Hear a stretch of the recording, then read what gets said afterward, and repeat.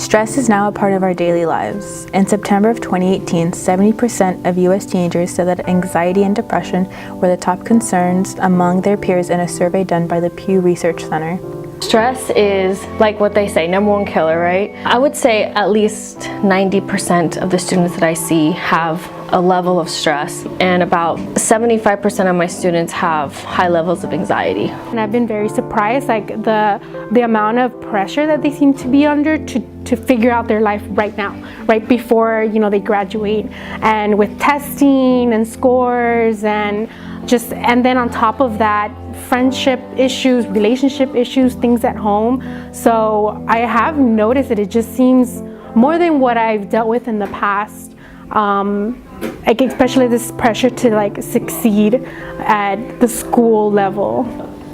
Things that tend to stress me out are things like school, having to handle things at home, and work, a lot of work. I feel like having AP classes, honor classes, and just classes general speaking, and then me also working and dancing and doing a lot of stuff on the side, that impacts me a lot. We have social media, we have Twitter, Facebook, Instagram, Snapchat, where as great as those sources are, where we could connect with our friends, but it could very easily turn to negative. When you see the stress, they could be tired, sleeping in class, they could be crying, they could be, or even more different emotion that us teachers see.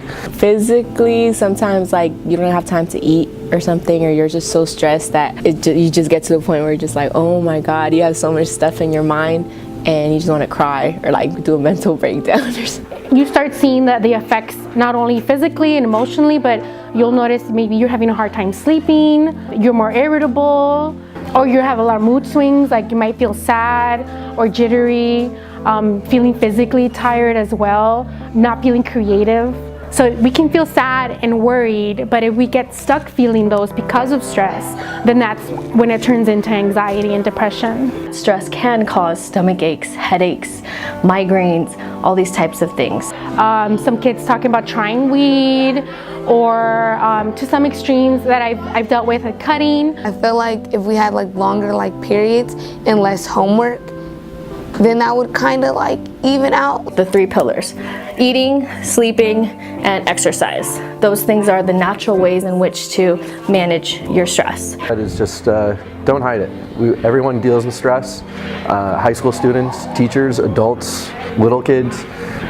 Just make sure you're talking to someone. If it's something where it's really bothering you, talk to someone. If you see it taking over, that's when there's resources, outlets that people can help you with.